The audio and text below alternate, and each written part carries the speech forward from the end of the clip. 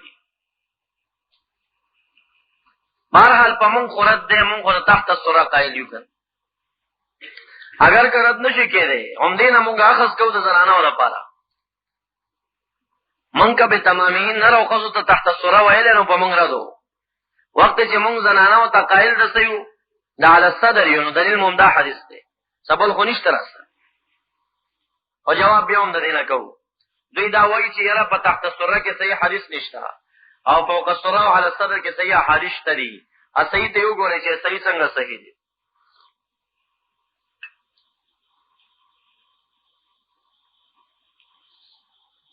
علامہ نیموی سے واسطہ سنن سنورت صفحہ کے وائی و فی اسناده نظر پا اسناد دا حدیث کے اعتراض نشتا دی دا یو اعتراض کا نظر و ثابتون درتا وزیادت علی صدره غیر محفوظہ وزیادت علی صدره غیر محفوظہ و دغا ٹکے چور کے ویلے چی علی صدره دغا ٹکے محفوظ نہ دے زبا پنزا کتابون دا حدیث نور امدان روایت پیش کم چاگوی دم رویلے دے چی وائل ابن حجر سے بوئی صلیتو مع رسول اللہ فوضع یده الیمنا علی ید الیسرا فقط علی صدره پکینش او اگر دلیل نہ دے خیلہ سے پچپ کیا خود کمزی کی خود پتہ نہ لگی نو قید دا علی صدره غیر محفوظ دے پدے بانی تفرد محمد ابن اسماعیل کرے دے اگر اگر اندازہ در خیم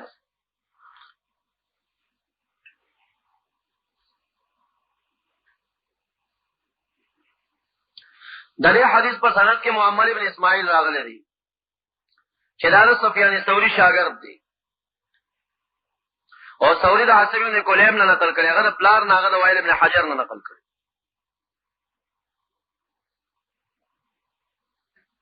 دانمولی کے محمد ابن اسماعیل دا سفیان شاگرد دی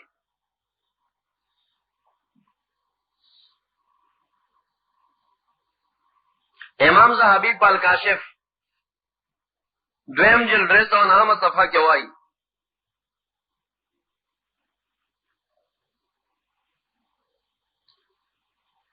صدوقن شدید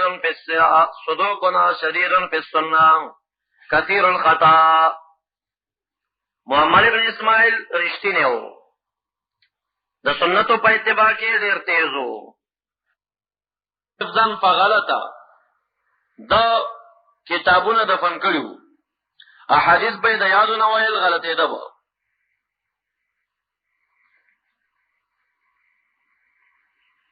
داشان تہذیب الکمال نہشتم جلیوسلو اتاوی صفحہ تہذیب الکمال نہشتم جلیوسلو اتاوی صفحہ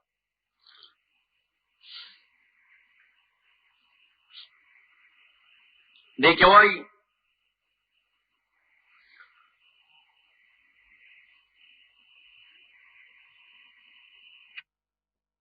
دارنگ ابن حجر پر تہذیب التہذیب کے وائی قال البخاری معمل منکر الحدیث امام بخاری ویلو کہ محمد ابن اسماعیل منکر الحدیث دے دا حدیث چکم دی مناکر دی و منکر دی سوکا چدا وسقنا مخالفتو کی شاذ و منکر بیوائی قال ابن سعد سقط کثیر الغلط سقا دے خو غلطیاں دیر زیادی وی وقال ابن قانی صالح یخطئو صالح صالحو خطا کیدہ بڑے وقال الدار قطنی سقط کثیر الخطا سقا دے خو خطاگانی دیر وی وقال فی التقریب صدوق سیء الحفظ دا جرح مفسر دا رشتی نے ہو سیء الحفظ حافظہ کی کمزوری ہوا دارنگ جوہر النقی دویم جلد 1 صفحہ جوہر النقی دویم جلد 1 صفحہ فی الرد علی البیہقی ابن ترکمانی وَيَقُلْتُ مُعَمَّلْ هَذَا قِيلَ أَنَّهُ دَفَنَ كُتُبَهُ فَكَانَ يُحَدِّثُ مِنْ حِفْظِهِ فَكَثَرَ خَطَأُهُ کتابوں نے دفن کرل نیازوں بے حدیث ویل خطاگانی دیر زیادی وی الجرح والتعدیل تمجل 304 صفحہ دا ذکر کری الجرح والتعديل تمجل 304 صفحه. لسان الميزان ومجل 400 صفحه. لسان الميزان ومجل 400 صفحه. وای صدوق شدید فی الصناع کثیر الخطا، در خطاګانې بکې دي.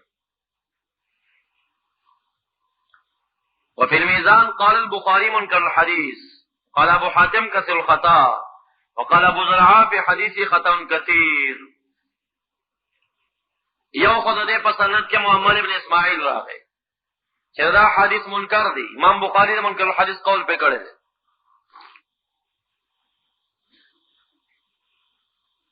دویم اعتراض دار چې موږ بل سره پنځو کتابونو د حدیثونو همدا روایت په همدې سند د وائل ابن حجر پر روایت باندې پیش کو، قید علی صدری پکې نشته دی.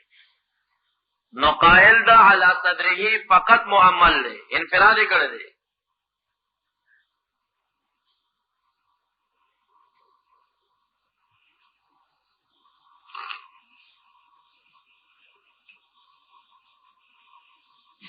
اول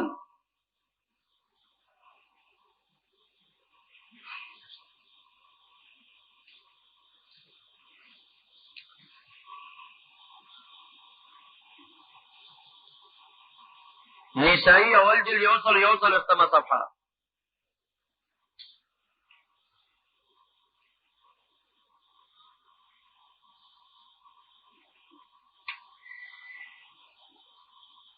اخرج النسائی من طریق زائدہ عن عاصم عن ابی عن وائل ابن حجر.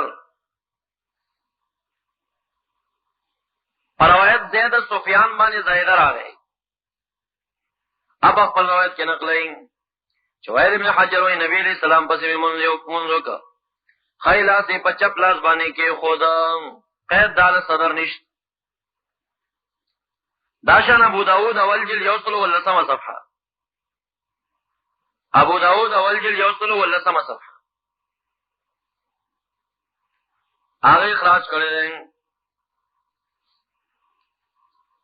من طریق بشر بن مفضل عن عاصم عن ابي عن وائل بن حجر.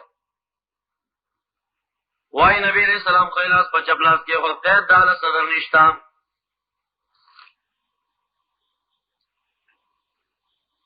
ابن ماجه اول جلد 5 صفحه.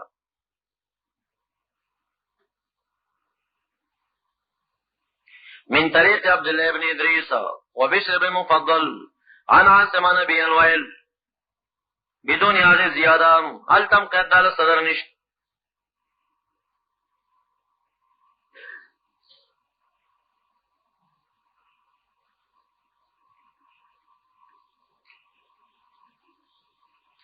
بیهقی دویم جلد یوم صفحه د محمد ابن جحاده پر روایت باندې د عاصم نه داغه د پلار د وائل ابن حجر نوم دار روایت ذکر کړی دی. قید دال صدر نشت. دا وجه چې ابن قیم په اعلام الموقعین کې اقرار کوي چې لم يقل على صدره غیر محمد ابن اسماعیل. د محمد ابن اسماعیل نه سوا زیادت باندې قول چانه دی کړی.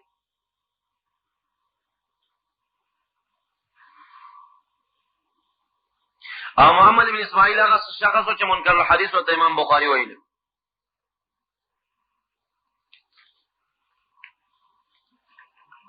دویم روایت د مستدلین د علی الصدر دین دو جواب شوخه. یو جواب دا چې زیادت د علی الصدر محفوظ نه دی. دا چې کما ابو داود دا زائدہ پر روایت کی نقلی قید دال صدر نشتا. ابن ماجہ دا عبداللہ ابن ادریس اور بشر مفضل پر روایت نقلی قید دال صدر نشتا. نسائی پر روایت دا زائدہ بانی نقلی قید دال صدر نشتا. او ابو داود پر روایت د بشر مفضل نقلی قید دال صدر نشتا. بیاقی پر روایت د محمد ابن جحاده نقلی قید دال صدر نشتا. عمدہ روایت دے عمدہ سند دے فقط پر روایت د محمد ابن اسماعیل کے قید دال صدر راغلی دے. ممکن چې دا د خپل رائے خپل ترجمه کړي. سند قول وائل ابن حجر وینا دا شبرا لکنه دا عاصم صاحب شاگردان دي. یو روایت په سفیان باندې په محمل ورځي دا صدر قید وایي، نور روایت په زیده ورځي، په بشر مفضل ورځي، په عبد الله ابن ادریس ورځي، په محمد ابن جحاده ورځي، په عبد الله ابن ولید ورځي. دا ټول چې راپورته کیږي قید دا صدر نه وایي. مسند احمد په روایت د عبد الله ابن ولید باندې عن سفیان عن عاصم وایي، او عبد الله ابن ولید د سفیان شاګرد او محمد ابن اسماعیل هم د سفیان شاګرد. سفیان یو حدیث ویلی دی، یو شاګرد دی وایي چې علی صدر قید مونږ ته نه دی ویلی، محمد وایي چې ویلی دی، او محمد ابن اسماعیل خپل هم دغسې سړی دی چې منکر الحدیث. ګوره سفیان زه درس کوم، ما درس وي، زه مثلا سفیان شم، سفیان نقل د چا نه کوي؟ عن عاصم عن ابي عن وائل ابن حجر. د عاصم نه کوي، ای د پلار نه کوي، ای د وائل ابن حجر نه کوي. شرایط النبي صلی الله علیه وسلم منځ کو خیلا سے پچپ باندې کې خدا ما حدیث وی، تاسو شاګردان یې خوار شوي. دا یو پکې محمد ابن اسماعیل دی، دا بل پکې ولید دی، دا بل پکې عبد الله ابن ولید دی. دا شاګرد چې حدیث نقل کا خلکو ته ویل چې وائل ابن حجر روایت سفیان مونږ ته داسې بیان کا چې نبی علیہ السلام خیلاس پچپ لاس کې خود کمزې کې دي، خو یا تسنه دی وی. محمل چې نقل کا محمل خلکو ته دا خوره کړه چې نه پسینه باندې کې خدل شوبراله کرانه غلا چې یو استاد په درس کې حدیث ویلې دی، یو شاګرد له صدر وای بل له صدر نه وای. نو هغه چې نور کتب د حدیثو مطالعه کو چا سوای چې موږ نور کتب د حدیثو قتل. نو ابو داود پر روایت د زیده باندې علی صدر قید نه ذکر کړي، ابن ماجه پر روایت د عبد الله ابن ادریس باندې علی صدر قید نه ذکر کړي، ابو داود پر روایت د بشر مفضل باندې صدر قید نه ذکر کړي، بیهقی پر روایت د محمد بن جحاده باندې صدر قید نه ذکر کړي. نو پته ولګي سفیان په شاګردانو کې عبد الله ابن ولید قول راجح دی د محمد ابن اسماعیل، ځکه چې د دوه شاګردانو کې یو علی صدر وای بل علی صدر نه وای. نو دا علی صدر چې چا قول نه ده کړی داغه موافقین زیات شو، داغه چا نه صدر قیدی کړی. دا محمل موافقین په دې خبره کې نشته لري. یو شاګرد سفیان هم بل دا قول نه کوي سوا د محمد بن اسماعیل. بیا چې محمد بن اسماعیل خپل مجروح نه وي، کسر الخطا نه وي، سیء الحفظ نه وي، نو بیا صحیح و زیادت د ثقه مقبولو، ولیکن خپل مجروح دی. نو چې خپل مجروح دی غلطیان هم زیاتې دي، حدیث په یادو باندې وایي غلطیږي هم ډېر، او بخاري ورته منکر الحدیث هم وایي. نو د هغې د پاسه چې کوم دی روایت دی چې د عبدالله بن ولید په مقابله کې راغی چې د همدرد سره د سفیان شاګرد دی، نو قول ته اعتبار پاتې نه شو. نو صحیح حدیث دا شو چې ما نبی علیہ السلام ولیده چې خی لاس یې په چپ لاس کېښود په کوم ځي د ځي پته نه لګي، ځي پته به نورو حدیثونه پته لګي. د دې حدیث د علی الصدر قید پکې صحیح نه دی. دویم روایت د مستدلینو د علی الصدر،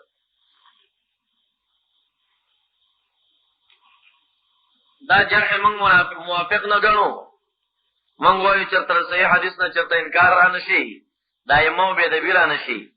هدې وابیانو داسې باتوران ځان نه جوړ کړي او دا ضعیف دی او دا ضعیف دی. جرح موږ نه خلک یادوي چې موږ در پسې ولګېدو یو روایت به مانه ثابت خپل نه کوي، او موږ وایو چې ایمو پې قول کړی دی، بس چون چې راته ضرورت نشته ځه که څه خلک پې عمل کوي ودي کوي ګمراه ورته نه ویلی کېږي.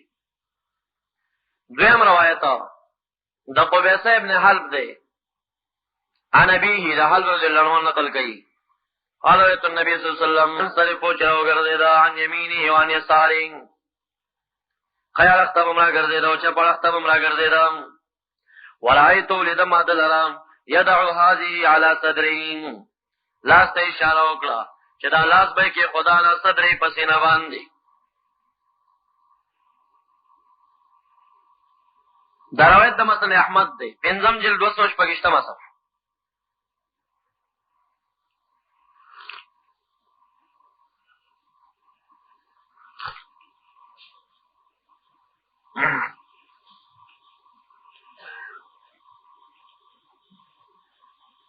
دو جرح په دې روایت باندې هم شته.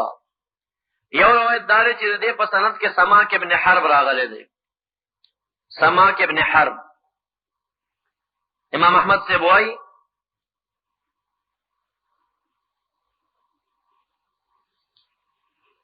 حدثنا عبد الله قال حدثني ابي قال حدثنا يحيى بن سعيد عن سفيان قال حدثنا سماك عن قبيصة بن حلب عن ابيه. د سماک روایت پکې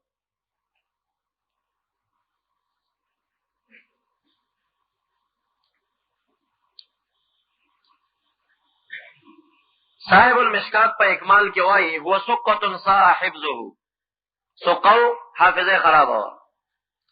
دا جرح مفسره ده. کتاب من تکلم فيه اول جل 95 صفحه.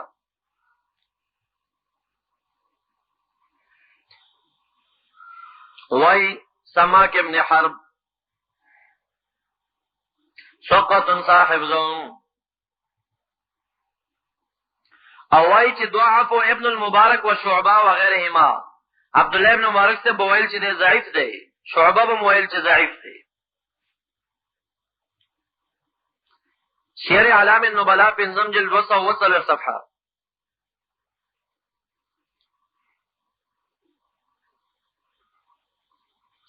رواه ابن مبارک عن سفیان نو ضعیف، ذهبی په میزان کې ذکر کړی. عبد الله ابن مبارک سے روایت کې سفیان داسې وویل چې سماک ابن حرب ضعیف دی.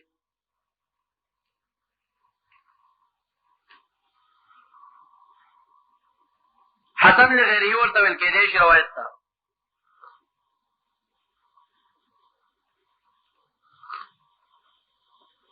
لکه امامی سے وہ اسناد ہو حسن صحیح نه ده، خو حسن په درجه کې دي. چراوی فقط متهم پس الحفظ باندې شي.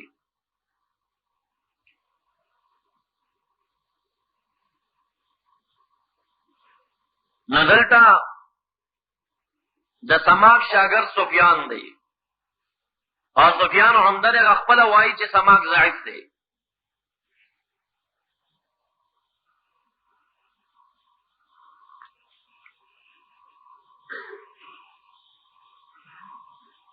نیو اعتراض پیدا ہے چې روایت کې سماک ابن حرب.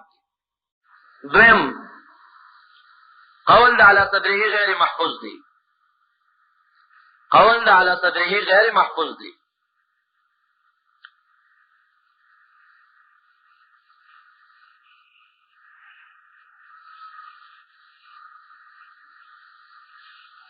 دلیل ور باندې دار چې مسند احمد پام دغه صفحه باندې او بل روایت ذکر کړي، پنځم جلد 260 صفحه.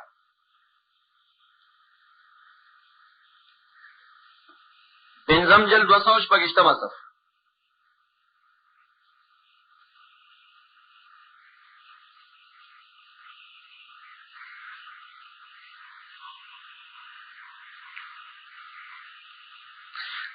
د سفیان دو شاګردان دي، یو یحیی بن سعید دی، هغه نقل د سفیان هغه د سماک د قبیس ابن حلب د پلار نه کوي. التلفظ د علی صدره دی. خو مسند احمد کې یو دویم روایت دی، په روایت د وکیع باندې. وکیع عن سفیان عن سماک عن قبیس ابن حلب عن ابيه، هغه کې دا راځي چې وادعا يمينه على شماله في الصلاه ليس في على صدره، قید د صدره پکې نشته. نو سفیان په شاګردانو کې وکیع او یحیی بن سعید په خپلو کې اختلاف وکړ.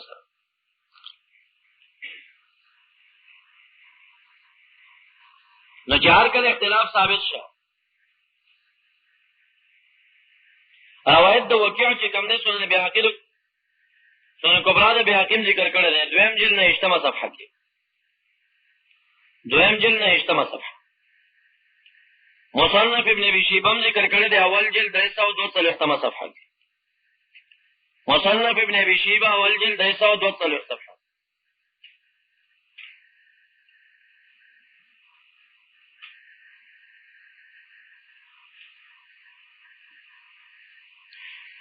نو پدې کې د واقعا پر روایت کې عن سفیان عن سماک عن قبیس ابن حلب عن ابيه قال رأيت النبي صلى الله عليه وسلم واضعا يمينه على شماله في الصلاة ليس في على صدره، قید على صدر نه ذکر کړي.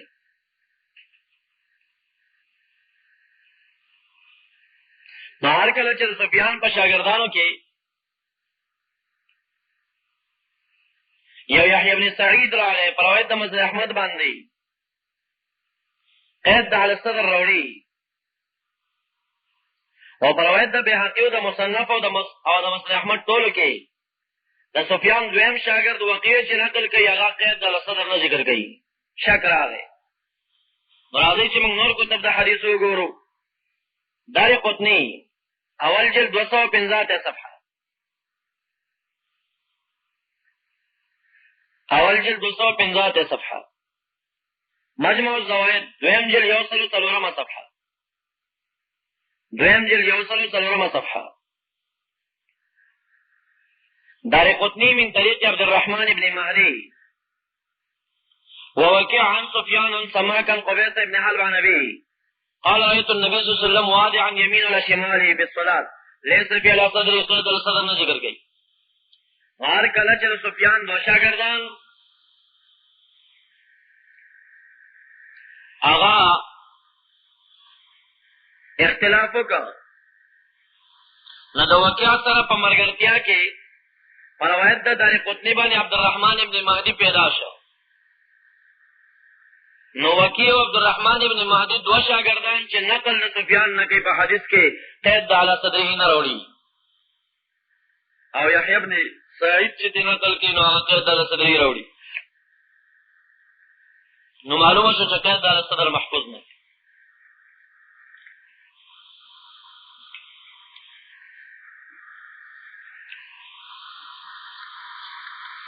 دریم روایت د قائلینو د علی الصدر.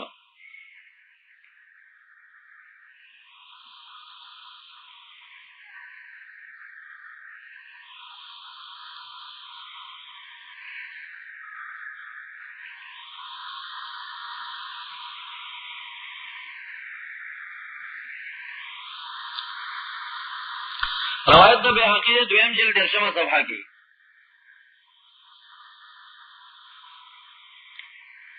دا هم د وائل ابن حجر روایت دی. نبی علیہ السلام یولیدا ثم وضع یمین اليسرى على صدره، خیلات پچپ لاس کې خود پسینه باندې.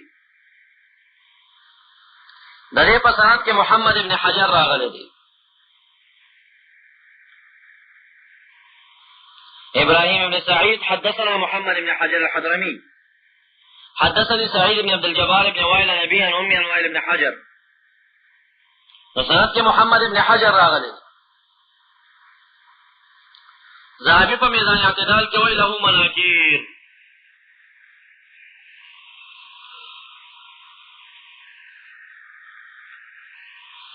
دارنګه جواهر نقی دویم جلد 10 صفحه.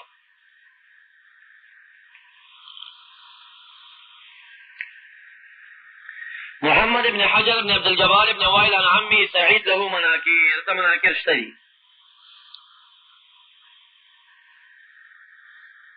دویمه دادا عن ابي عن امي د مور نه نقل کړي. ذهبي وايي وام عبد الجبار هي ام يحيى. دا مور د يحيى وا لم اعرف حالها ولا اسمها. نو معلوم نه دی، حال معلوم نه دی.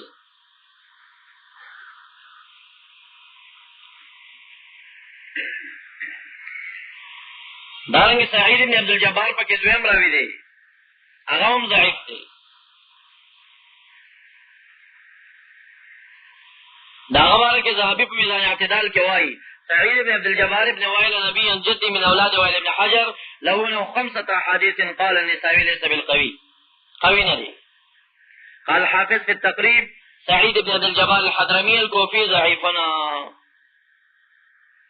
نیو دا تراشه چې محمد بن حجر پکې منکر لري، بل سعید بن عبد الجبار پکې ضعیف دی. نسائی ورته ليس بالقوي وایي.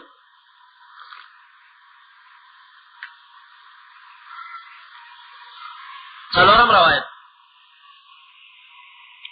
د عبد الله بن عباس ته د قائلینو د علی الصدر.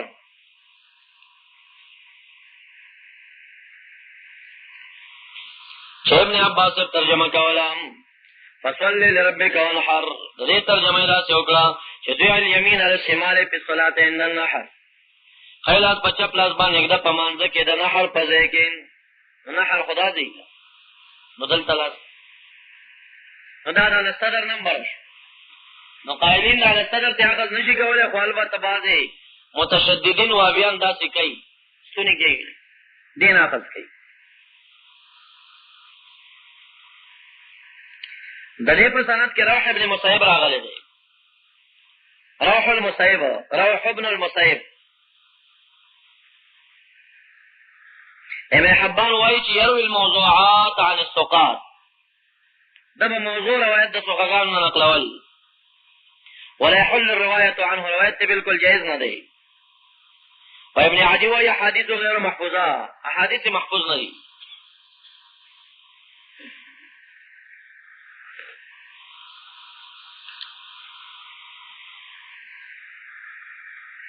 دا شانته روایت د حضرت علی صاحب نه هم بیا کې نقل کړی دی. ابن ترکمانی جواهر نقی دویم جلد 10 صفحه کې وایي چې ونحر دا معنی کول چې د الید الیمنى علی اليسرى تحت النحر يروى هذا من علي ولا يصح صحیح دی ضعیف. حدیث ابن کثیر مطالعه کې هم پرد کړی دی، روح المانی وګوره هم پرد کړی دی، قرطبی وګوره هم پرد کړی دی. اصل ربک ونحر باندې څومره تفاسیر در سره مطالعه کوي چې دا ترجمه د حضرت علی صاحب اور حضرت عبداللہ ابن عباس سره نقل کړی دا مفسرین په ټول ردود کې چې دا ضعیفه ترجمه ده، دې نسبت هغوی دواړو ته صحیح نه دی.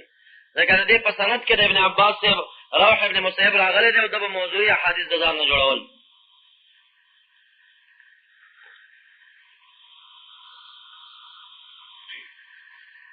دا چند روایات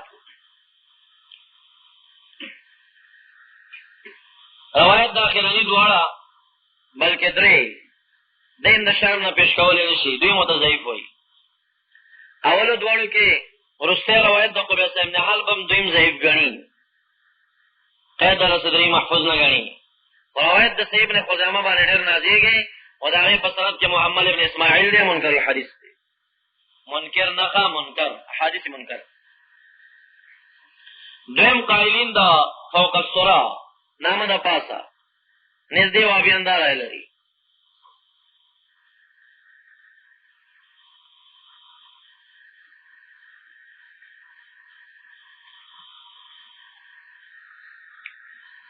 فوق السرا کې د دوی سره مرفوع روایت نشته، نو غیر مقلدین که تنها اخذ کوي دا بې ځایه دی. ځکه حدیث کې دو اصول کتاب الله او سنت رسول. اوس د پیش کوم دا قول د حضرت علی صاحب دی. قول د حضرت علی صاحب معارضه موږ شته. دا مخکې چې الصدر کې کومه ترجمه دوی ذکر کړې وه، یوه ترجمه په معارضه کې مونږ هم پیش کولی شو، خو هغه دوی هم ضعیفه ده او زمونږ هم ضعیفه ده. تمهید د ابن عبدالبر ولیکئ شلم جلد 28 صفحه.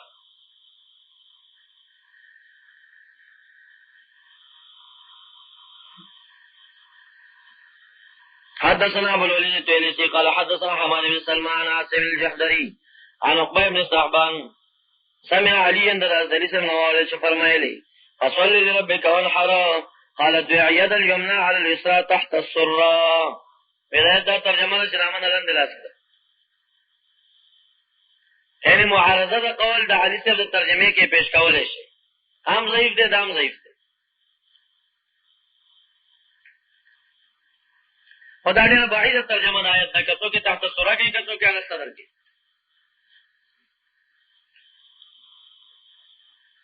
قائلین د فوق السرى د حضرت علی صاحب قول پیش کوي. ابو داود اول جلد 200 صفحه کې ذکر کړل.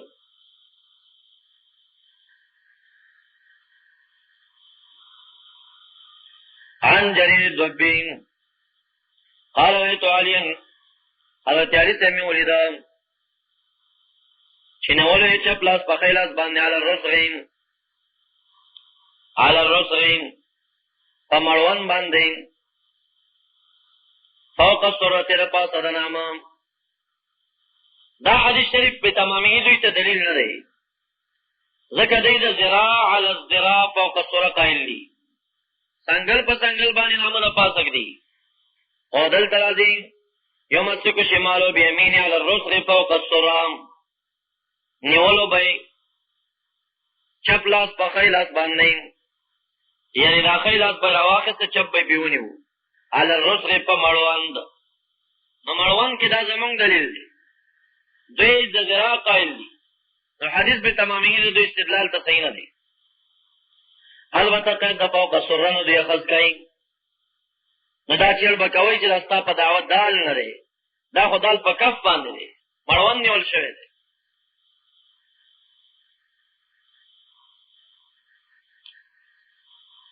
جواب ول مدای چې قید د فوق السره غیر محفوظ دی. قید د فوق السره غیر محفوظ دی.